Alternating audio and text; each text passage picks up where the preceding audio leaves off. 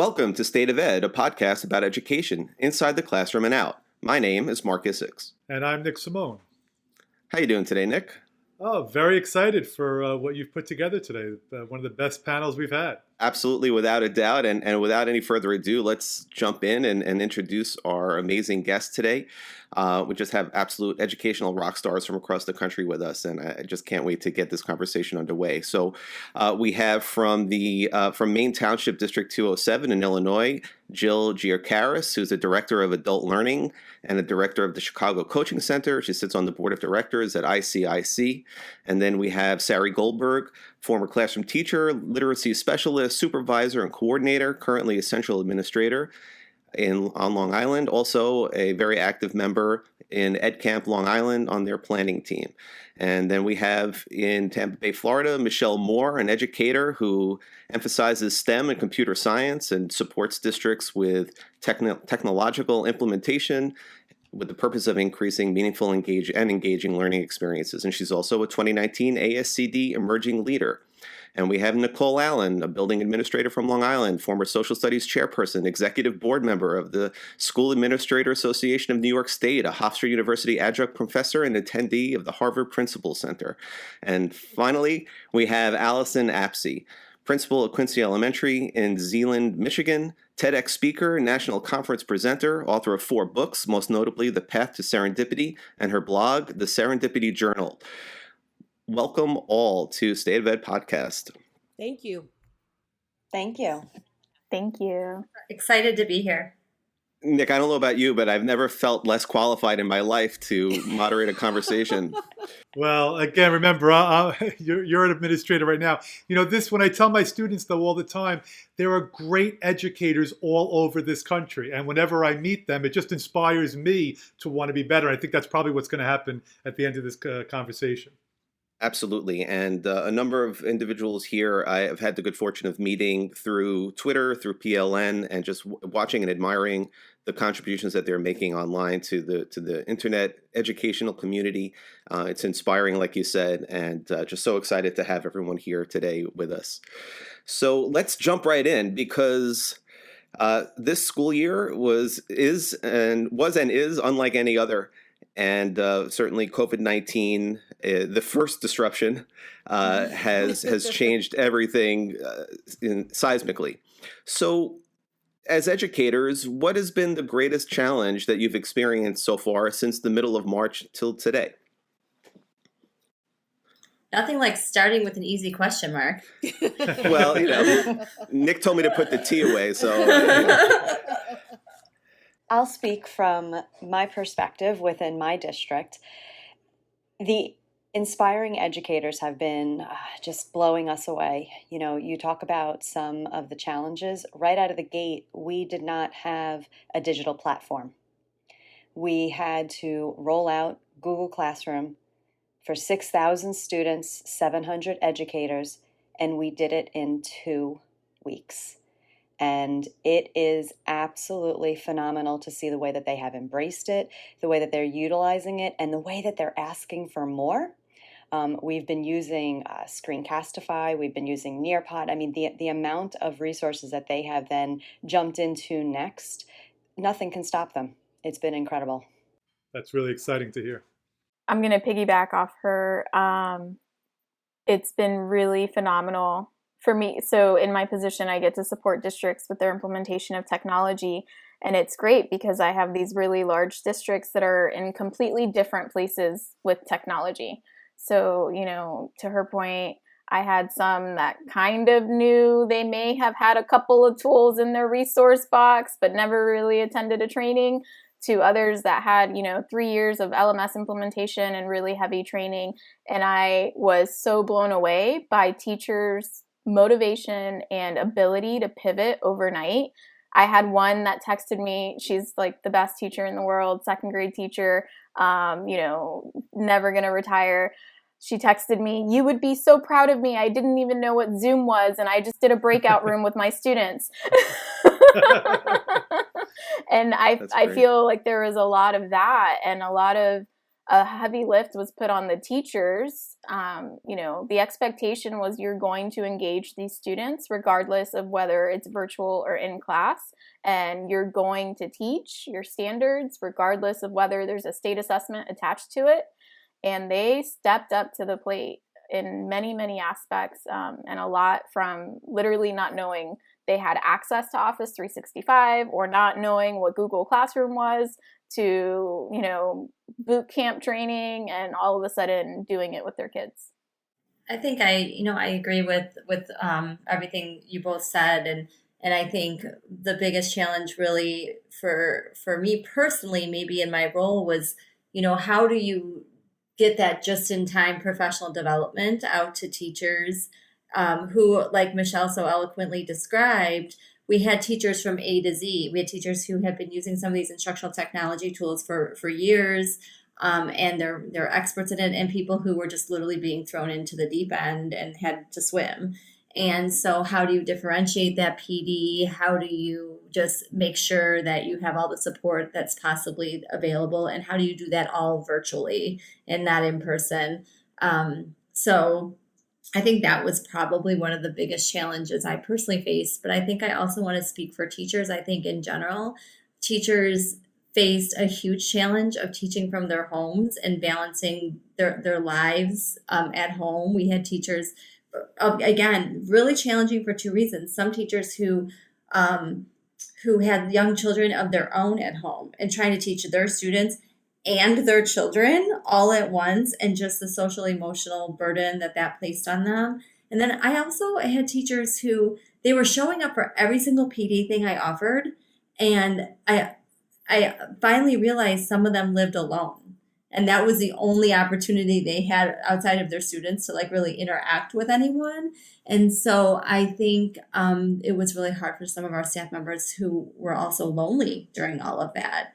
So there was just so many layers there for so many weeks where we had to, as I think school leaders, not just think about the nuts and bolts in getting the tools into our teachers' hands and making sure the learning could go on, but also really caring for our staff the best that we could and being empathetic to what they were going through as well as what our students were going through. Well, I think that I have some of the similar thoughts that everyone else had, but in addition to that, our district already had our one-to-one initiative, and we've been doing it for a pretty long time. So as far as developing teachers to use the technology, it wasn't like a huge jump for us with the remote learning. With that said, the challenge that we saw in our district, and particularly in my school, was keeping kids engaged through the remote learning, right? And also supporting parents with the remote learning, because our teachers have been professionally developed and they've been using technology for a while. However, now our parents were put in the position where now they're having to help their kids. So we did a lot of parent training, to be honest with you, to help support parents, support learning at home. With that said, in our school, and particularly our school, we have many ENL students. So the challenge was, okay, how do you deliver that instruction for ENL students where you're not face-to-face with them in the classroom? So we had to talk about, what learning looked like for those students and what teaching remotely looked like for those students and what tools we could use to help them with the remote learning. So there were a few challenges there, but I think we got through it. Thank God. You're still standing. That's important. Yes. I'm listening to what Allison and what Nicole just shared, and there was a really large piece of this for us. With the students, we created two guiding principles going into this, and the first one was staying connected, and that was keeping the staff connected to each other, keeping us connected to the students, and the second one was to obviously keep learning alive. But that connection piece was so important. And what does that look like? And how do we do that? You don't know what's going on the other side of that screen. They might not be joining the Zoom because, unfortunately somebody, was ill at home. We didn't know if it was just maybe a conflict with there's only one device and the other child had a Zoom as well. So there was a lot of digging that we really needed to do and really reach out. There was a lot of phone calls, a lot of communication. Those relationships really were definitely set as a very high priority above all others. Nicole, yes, when you talk about like getting students engaged, I think that's what so many people have focused on. But the initial, rollout of just getting kids with internet connection and devices, did any of you, I know Nicole said, in her district, everybody already had a device. Did any of your districts have an issue with kids who didn't have either a tablet or internet access? We were lucky as well. We've been 1-to-1 for years. We were one of the first Google partners school districts, but what we didn't know was what kind of access to Wi-Fi they had at home. Like we know they all had devices in their hands. Now I know that wasn't true for all of our districts, and I'm interested in hearing what the situation was for all of you. But as soon as we kind of saw this coming down the coming down the pipe, we were like, okay, we need to find the first thing we need to do is find out who doesn't have access. And so we put out a survey. We identified those people. We got those families hotspots. So that's one thing I am really proud of our district is that we kind of knew everything rested on that. And so we need to make sure now, like it was like March, 7th or 8th when we were starting to see here in Chicago, like, we might be in trouble here. And by March 13th, we were shut down. So in those just 5 days, we figured out, who didn't have access and got them hotspots in their homes. And that's something I'm super proud of. But I am interested, I know that's not the case for districts across the country. And there were plenty of school districts, even right near here by me, that were scrambling and having their entire administrative team on site, issuing devices at moment's notice to kids. Yeah, I'll jump in. A couple of different things happened in Florida, but the districts down here are huge. It's insane. So where I live in Tampa, we have over 220,000 students. I think most of the districts did a phenomenal job of sending out that survey, like Judy mentioned, right away, figuring out who has access to devices at home, who has internet, and what does that look like? Because even, in my case as a parent, yes, we have devices at home, but now everybody needs a device at the same time to do their work, their school. I have 2 boys. So if you would have asked me in that survey, do you need a device? I'm like, no, we have like devices all over here. But, oh, wait, we need actual like laptops for everyone to work on all day long. Oh, that's a different story because we have, I have my work laptop. I have my personal MacBook, which I don't know if I want to give to my kids who are 7 and 9. And then we have, iPads and a tablet, but it doesn't have a touch screen. They don't want it, Michelle. Right, I know. Well, God bless my 7-year-old because surprisingly, he took on the MacBook and liked it. God bless his soul. But so we were a little bit behind in getting those kids hotspots who needed it. But I will say I was very impressed with our community partnerships and our local cable internet service providers and offering those people who didn't have access a way to get connected. And I will say for being such a massive city, and I know Fort Lauderdale had the same agreement with their local service provider as well as Miami, for the internet provider to see that this was a need and see that they were in a position to help and step up to the plate right away was huge.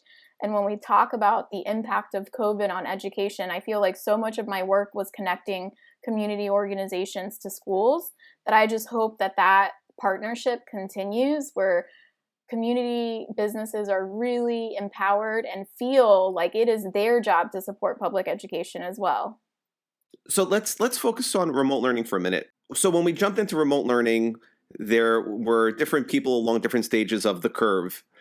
And now that we're a few months in, I think I forget who, I think maybe it was Nicole, said we survived it. So that was the first phase. Typically, the first phase of anything is just the survival phase. But Allison also mentioned that there's a very real possibility that we're going to be looking at some form of remote learning, at least to some capacity or to some degree, come the fall. So what, as educators who have now experienced this and survived, thankfully, what have you learned about remote learning, the good, the bad, and the ugly? And how do we do remote learning 2.0 come the fall? The one thing that I've learned the most about remote learning and what it has taught me in the past 3 months is that there are glaring inequities in how we deliver instruction. who has access and who does not, and what it looks like. So, for instance, I have families in my school whose parents are attorneys and who work from home and have plenty of time to support their students in that learning. They're on top of everything. But then I have parents in my school who were still essential workers and working a couple of jobs, and they weren't home with their kids as their kids are supposedly doing their remote learning assignments. So, it comes to the question of how do you support those students, both the ones who don't have the home support, and also you have to support students whose parents are watching your Google Meets, so to speak, for teachers. We had that issue where parents were sitting next to their students and watching the Google Meet too and asking questions, which I thought was funny, but not for that teacher probably. So how did they do on the tests? Very well, actually. Oh, good. I'm looking to see how they do on the AP exam as well. That's a whole nother podcast. That's right. That's a whole nother podcast. But it did show, like, for instance, New York City is a half hour from us. And, they're still giving out devices to their kids now. It just shows you that, number one, there are glaring inequities in what we offer our kids in education, although we want them all to attain the same type of goal. But we have to do better providing the same for kids. Well, in our state, the governor keeps making a point of that. We're from New York, and on every one of his press conferences for like maybe the last week, he keeps quoting the amount of money that some districts spend at the top. $36,000 per student at the top, $13,000 per student at the bottom. So he's clearly trying to hammer that into everybody that we need to alter that, as you bring up, Nicole. Yeah, Nicole, I'm so glad you started with that equity lesson, because it's not really something we learn from e-learning or remote learning, but it's something that maybe is at least shining a light on it, right? Like, we all knew these inequities existed, but it just brought them to the surface and made them so much more visible, and hopefully will cause us to take, quicker and faster steps to try to address some of that as we go forward. I think there was so much learned. I'm having a hard time deciding which one to actually talk about. Like, you could go in so many different directions and talk about what was learned.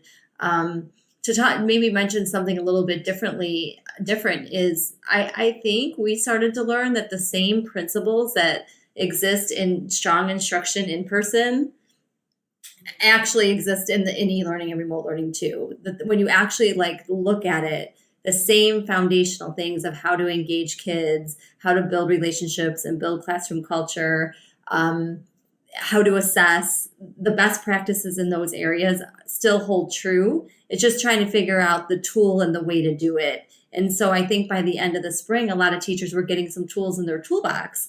And so some of the professional development we're engaged in our district over the summer are things like, how do I set up my classroom culture in the fall and build relationships with students if I have to do it remotely? How do I assess and design and develop and implement meaningful assessments if I have to do it remotely? How do I actually engage kids in synchronous meetings? Because we're a high school only district, and our teenagers like to turn off their camera, and you're talking to a whole black screen of just icons. And so what are the little tricks? What are the tricks of the trade and the little tips that teachers picked up along the course of the spring that actually worked? So what we're doing is we're just creating a ton of space this summer in our professional development for people to share ideas with one another about those things. But when you really look at the foundational principles, they're the same foundational principles that apply to strong in-person instruction. It's just figuring out the new tools, the new tricks of the trade to make it actually be effective and actually implement those things. Jill, I just have to add, you say the good principals in person were the ones who were instructional leaders. It's the same thing with teachers. The teachers who were the most engaging in person, well, she was great in class and she's going to be great at home as well. I don't think that there's much of a difference there.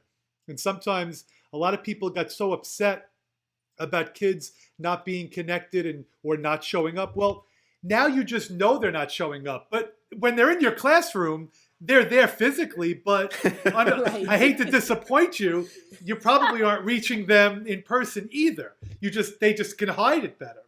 And I think that has to be a wake up call for a lot of us, that if we don't really completely shift our, again, I speak more on the high school level, but if we don't shift our practices to get to engaging kids and making things student centered all the time, we're wasting time. We're wasting opportunities. Yeah, I'll piggyback off that. It was, and it's bad because I think some of what I started seeing on social media was like, well, if your lessons were engaging, your kids would show up. And it's like, well, let's hold on, because they have like a whole world that's been turned upside down. But what I did see were teachers flexing and saying, okay, you know what? I need to check in with my kids emotionally before I can just pretend like I'm going to teach a virtual lesson as if their whole world hadn't been turned upside down. So I did see a lot of teachers using that time virtually to meet, not necessarily to present content or review content, but to do fun community building things like Judy was mentioning. So, how are we going to team build? Or oh my gosh, my son's teacher, God bless her. I'm just like, God bless everyone. Like everyone that got through this, it's insane. But they did a virtual scavenger hunt. And I was like, are you like, what? You're going to do a virtual scavenger? What does that look like? Are you going to come into my office? But it was great. The kids had a blast. And another day they played categories. I mean, and it was a great way for them to see their classmate. He's a 9-year-old, so, not high school, 3rd grade, but still see their classroom classmates and connect. And it had nothing to do with learning or standards, but that's what they needed in that moment, because otherwise I don't think they would have shown up. I don't think kids are going to show up when they have their whole situation turned upside down. And then we did have kids that weren't showing up. I had a principal basically had to go to this family's house because the 2 kids weren't showing up to any of the virtual meetings and they were worried. Well, what happened was it was a Spanish-speaking home, and 3 of the adult family members who lived there were essential workers, and they didn't want the kids to be at risk. So the 2 children were basically like closed off in a bedroom the whole day, trying to do e-school on their own, not speaking English. So they got him the resources, they got him set up, but the teachers, if she hadn't investigated, she might have just been like, oh, well, they're not showing up. Well, little do they know they have this whole other world that they're dealing with where they can't even hug their parents because they don't want to be at risk of getting coronavirus. So, it's just insane. And yeah, I mean, I think it's great if we can get kids to connect, but also if they're not connecting or if they don't want to turn their screens on, like that's okay too. We just kind of poke around, get to the why. Yeah, it's interesting you mentioned that, Michelle. I had an opportunity to witness a little bit of what you were talking about. Our AP Bio teacher, who's an absolutely wonderful teacher, invited me to sit in. After the AP exam, they were all working on a project on COVID-19 using their AP Bio skills to actually create almost like a PSA for the community on what the virus is scientifically and biologically. And they just wanted some of my thoughts in terms of how to turn it into something creative. And she started her class with 5 minutes of going one student at a time. Hey, Michelle, how are you today? Everything okay? Follow up about something maybe from a couple of days ago. Everything worked out with her? Great to see you, kid. Hey, Jill, how you doing? And she went one by one by one by one. And I heard in the students' voices and saw on their faces how much that meant to them. In a classroom, she wouldn't spend 5 minutes doing that because it's a whole different atmosphere and a whole different environment. But online, that's how good she is. She just felt the pulse of what her kids needed, and they needed that opportunity to engage and interact with their teacher who they love, but in a virtual setting. So I hear what you're saying, Michelle, very much, and I had a good fortune of witnessing it. There was a superintendent on Long Island who sent out, I guess, a message to her staff, and she said, in 20 years from now, your students are not going to remember what you taught them, but they'll remember who you were during this crisis. And I thought that was perfectly stated. I mean, these kids needed support. They needed, somebody to just say that they cared about them right now. And again, the content is going to come and go, but who you were during this crisis is what they'll always remember. It's so true. I mean, you think about, so many of us believe in the power of relationships, and I think that in the last few months that was really truly affirmed.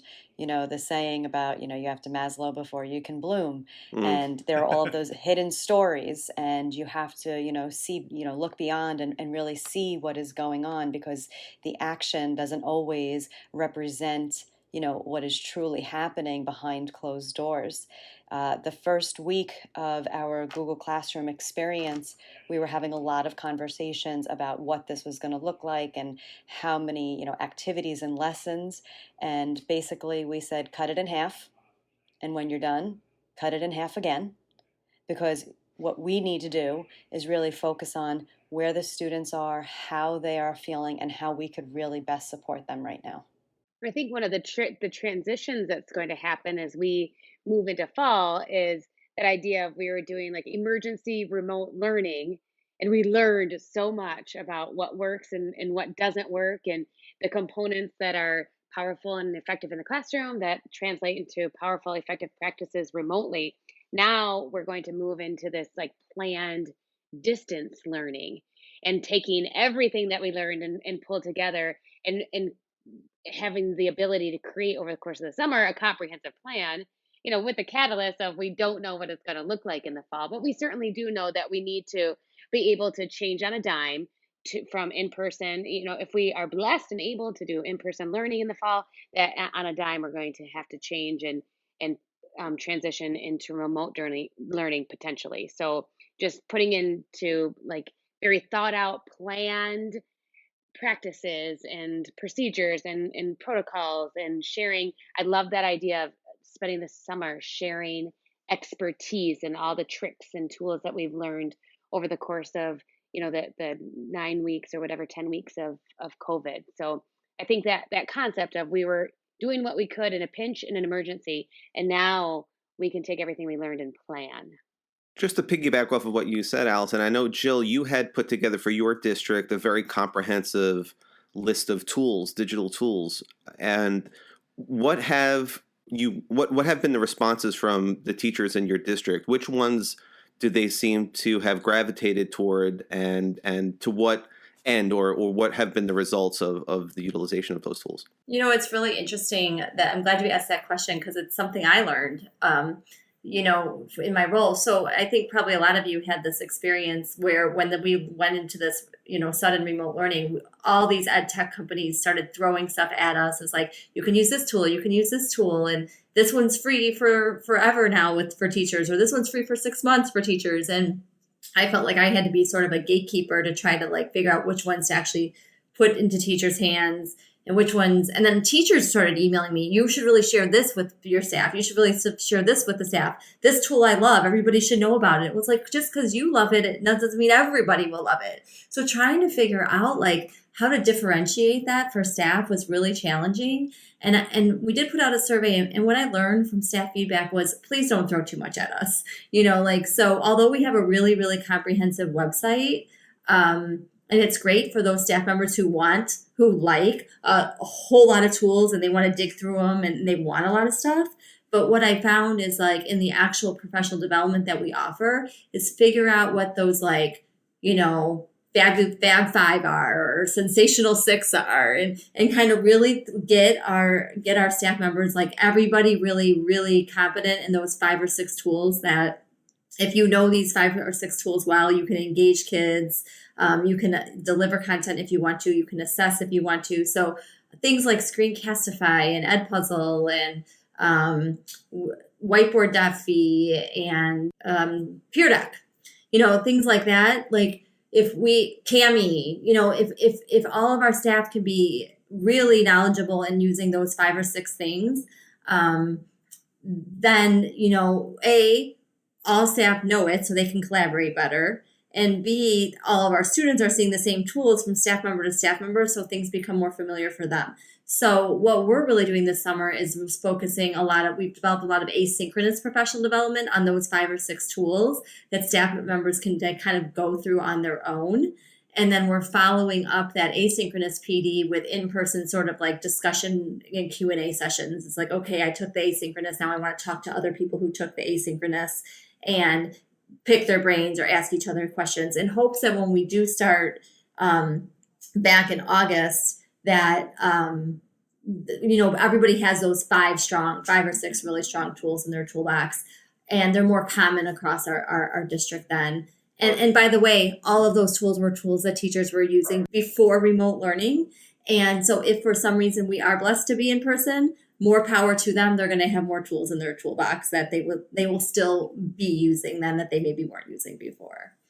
As all you administrators, and Mark, you could answer as well, the teachers who were not using technology on the traditional school setting, do you find that many of them or some of them are going to be more receptive to it once we go back to a in-person environment? I definitely think so. I think, in all honesty, they had no choice. I think Mhm. they were, it was like they were forced into a situation where the technology could not be ignored anymore.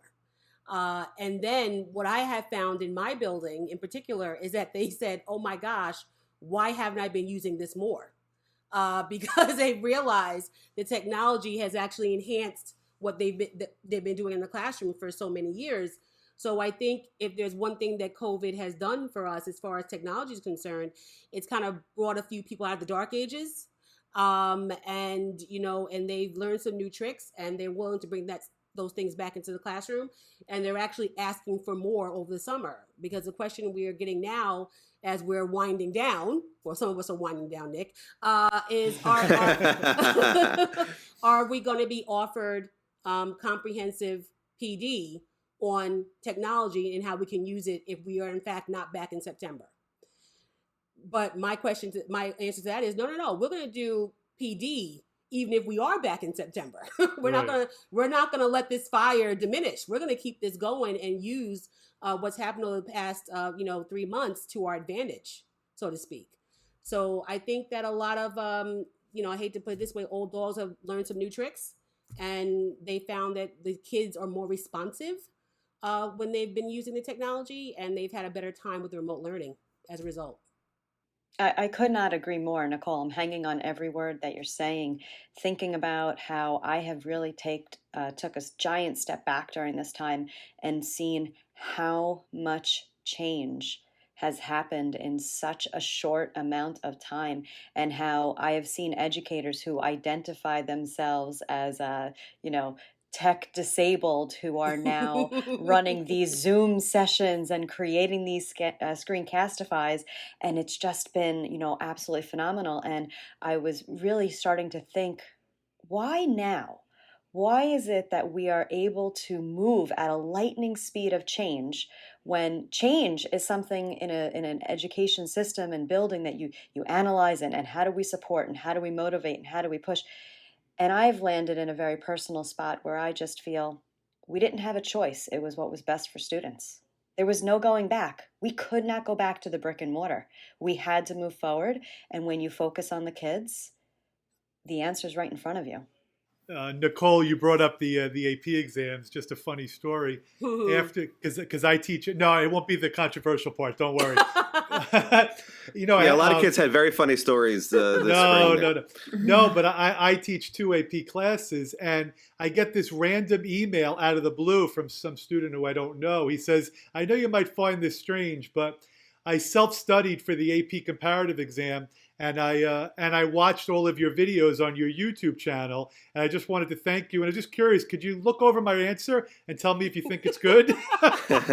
and again, it just shows the power of technology that some random, I'm in New York, and a kid, I think he was from Massachusetts. By the way, his answer was incredible. Do I get credit for his 5? Because it was, but as teachers, I think we all, collaboration is so important. And I think technology is just, we use that word ubiquitously, but we could all be so connected and help all kids in a way. You keep bringing up Screencastify. I've been begging teachers for years to start flipping the classroom and making videos. It just creates such a more dynamic environment in your classroom when you're able to do those things. So I want to be optimistic like Sari and say, I think teachers are going to really start to come to understand that their job and what they do for kids can be so much more intellectually invigorating by doing the things that we had to do, like you said, out of force. Allison, let me ask you a question since you're an elementary school principal. Are you finding that it's a little bit more challenging bringing remote learning to the elementary age student, as opposed to, for example, some of the rest of us who are working with older kids who can perhaps gravitate towards these things a little bit more easily or don't require the same level of supervision at home? Yeah, I think you hit the nail on the head as far as being independent learners. And in elementary, I mean, we think about our young five students, our kindergarten students, they are not independent learners. They can't log into Google Classroom and go step one, step two, step three, and work their way through learning opportunities. So, that decision we made to really focus on just strengthening skills and previous learning during our COVID-19 break or remote learning time that we just had, that was really based on the fact that they're not independent learners. We hadn't trained them how to do distance learning or remote learning, and I think that's one of the opportunities that we have this fall. Even hopefully we're in person, we know we have to support our students so that they can be independent if we have to transition to remote learning. And so that's going to require Google Classroom and some of the technology tools that we've been using over the course of these, past 9 weeks or so. We're going to have to embed them into the classroom in the fall, and that's a beautiful opportunity, like you guys have been talking about, to create more robust and engaging learning experiences for our students, whether we're in person or we're remote. I'm curious to how you all handled in your respective districts the question of grades and grading. I know that was a hotbed, controversial topic in my neck of the woods, and I think it again, and I forget who had said it a little bit earlier, how the pandemic reveals so much about all the underlying problems that perhaps we have put in the corner or purposely don't shine a light on, and now everything was exposed to full daylight. And one of the problems that I feel we encountered was that some of our teachers were over reliant upon the importance of grades in their instructional practices. And when faced with the premise of taking testing away from them or taking the red pen, so to speak, away from them, they felt very disoriented for a while, and some probably still. I just wanted to get a sense of how, in different parts of the country, how that was tackled. And Mark has heard me scream about this from the very beginning, just so you know. I was comfortable leaving that part out, Nick, but since you brought it up. I have very strong opinions, but I'm curious what you think. I can share what we did in districts around Florida for the most part, and from the high school level, it was interesting because I was a high school teacher, and I definitely did not grade like a traditional teacher. And I feel like for years, we've been hearing teachers say, we just want to assess students on where they are based on mastery of the standards, and our grading system does not allow for that. So now we were put in this situation where we're going to have to give these kids grades because we have high school seniors, high school juniors who are trying to get into college and take that next step. And it was, what is that going to look like? So what most people that I've talked to did in Florida were they took that third quarter grade from January to March, and whatever you got for that grade, you got for the last 9 weeks as well. And they averaged it all together. In some cases, there was an exam. In some cases, there was not. They pretty much went to every measure possible to try to get as many kids to graduate as they could because they didn't want this to hold anyone back.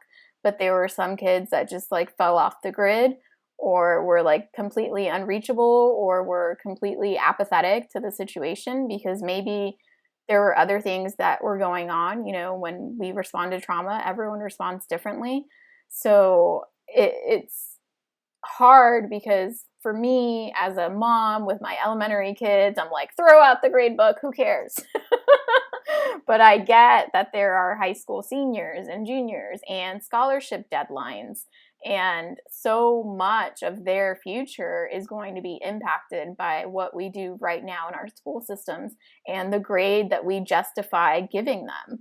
So I do not envy high school principals or anyone at the district level in assessment and accountability who had to come up with a plan of what that looked like, because you are literally impacting children's lives for the next 10 years, if not more. It's so interesting that you say that. I had a very eye-opening conversation with my 13-year-old stepdaughter who found out that for her third quarter marking period, she was going to receive a pass-fail. And she wanted to know if that meant that she wouldn't be on the principal's list, because her goal is to make it on the principal's list every single quarter. And we had a really deep conversation about, is the purpose the learning, or is the purpose the principal's list? And I think that what this experience has done is sort of brought that conversation to the surface. We missed the New York State assessments. I think we're okay, But that goes to my point, Sari, is that we have for far too long built instruction and curriculum around extrinsic values and reaching for things like assessments and scholarships and principals lists and dean's lists, and I think perhaps the pendulum has swung a bit too far, and now that we have experienced this collectively, hopefully there's a collective reexamination of what we do and why we do it and how we do it, and with that hopefully comes some really important changes for the fall. Yeah, I could talk about what we did in Illinois. It's not that different than what we just heard Michelle talk about in Florida. But I think, this idea of, during that fourth quarter, students' grades really couldn't go down. They could go up, but they couldn't go down. We took a snapshot of that grade, and I think that presented a real challenge for teachers who were really used to using grades to motivate kids. And they had to think of other ways to motivate kids. So it definitely brings that conversation to the forefront about how do you motivate students to engage in learning and for that intrinsic motivation, just for the fact of learning for the sake of learning. We did have some teachers, though. In our district, we started transitioning to standards-based grading. So we actually have some staff members operating in a traditional grade book and some staff members operating in a standards-based grade book. And we actually have some teachers who have reached out to us to say, I want to get in that standards-based grading cohort, because they actually saw that through their experience with e-learning, that if they had been in standards-based grading, it would have been easier. And the standards-based grading teachers were like, and I think they might have heard that from their colleagues, because the standards-based grading teachers were like, it's easy for me. It's no problem for me. So that was a nice little thing to have come out of it. I love that idea. So we only have a few minutes remaining. So let me, if you think I started with a difficult question, wait till I ask this one. So now what? Now what? We've experienced COVID. We've experienced a reaction to it. We've experienced remote learning and everything, all the good, the bad, and the ugly that has accompanied that. But the future is still very much uncertain. So how do we as educators and educational leaders plan for 10 weeks from now when this all starts all over again? So I hand that off to the experts on the panel, because I certainly don't know the answer. I think I'm going to pull out some of the themes just from this conversation. And I think there are things that we know we have to address no matter what, whether we're going back to brick and mortar or blended learning or whatever. So we know there are equity issues. And I think hopefully districts have a clearer picture of what those issues are and possibly some ideas of how to solve them, or people who are willing to come to the table to solve them. I think that we know that no matter what, we have to be able to have flexible lessons. So I think Allison mentioned it earlier, where it's okay, this is what it looks like in the classroom, and this is what it might look like in a virtual setting. I think we know that teachers are going to almost have like a plan A and plan B. what if my school has a COVID outbreak? And, that's what I'm envisioning is maybe entire districts don't shut down. We just shut down schools and switch to virtual, because we have schools that are very rural and they're going to be very upset if they have to close because someone in the inner city, had a breakout. So what would it look like as a district if we only shut down certain schools, or if we can contain it even faster than that? Are there just classrooms that we have to, shut down and maybe go virtual for 2 weeks or 3 weeks until everyone is safe to come back? What does that look like? I think that the recurring theme is just flexibility and responsiveness, and making sure that we are keeping those key issues that came up on the table, and we're not going to let them go until we have some sort of plausible solution for it.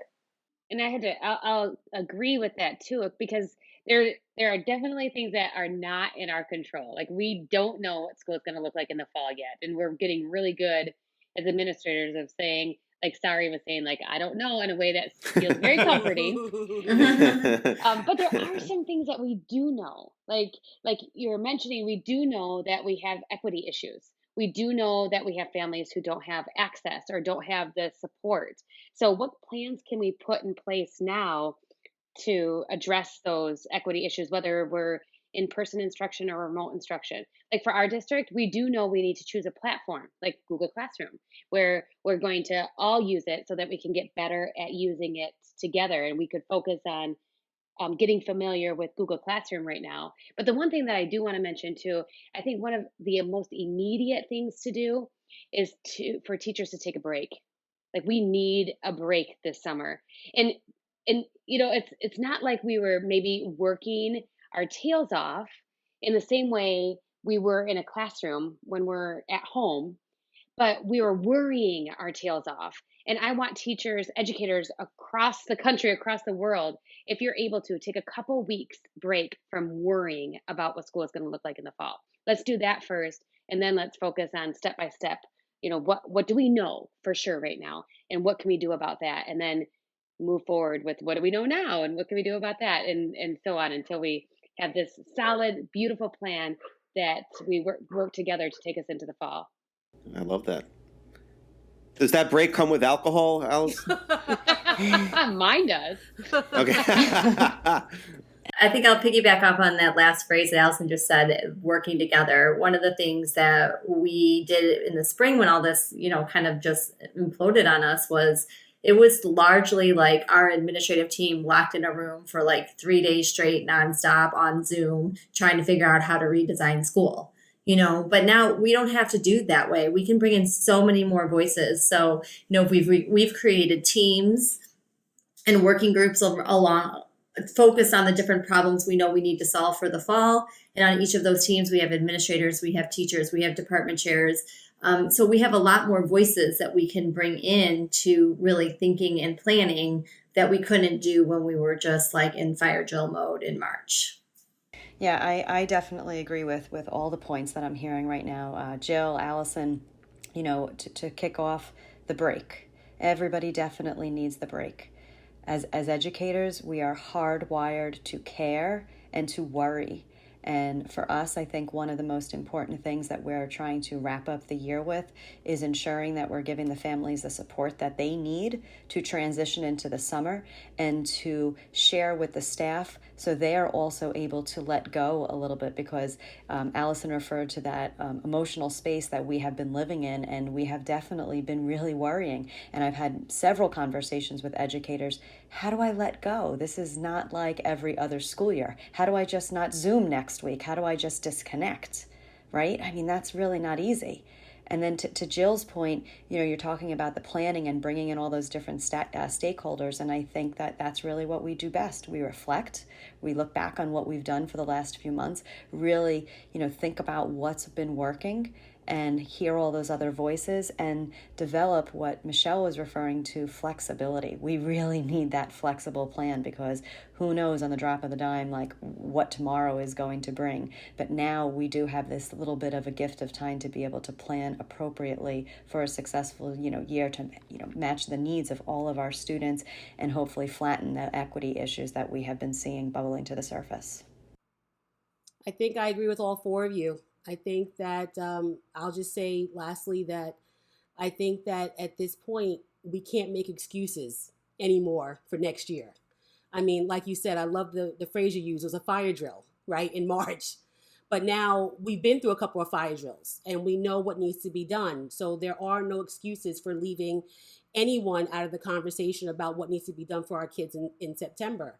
Um, you're right. There is a big unknown, but guess what? We know what that unknown kind of looks like now. So we can make appropriate plans to make sure that the one thing that we have to do is make sure that our schools are the constant for our kids, because the world is not a constant right now for them. It's, the world is gone, upside down, topsy turvy. Many families have been disrupted. The one thing that we need to focus on is making sure that our kids know that the school is there. It's the constant. It's what they can rely on every single day that they're with us. Nick, I don't know about you, but this is a dream come true podcast for me, because this is just the level of expertise that we're lucky enough to be engaging with here is just off the charts, and I just personally can't thank each of you enough for taking the time out of your very, very busy lives and spending an hour with us and sharing your thoughts and your knowledge with us and with our listeners. And I'm just blown away. And I'm at a loss. I'm at a loss for words, which doesn't happen that often, as Nick can attest.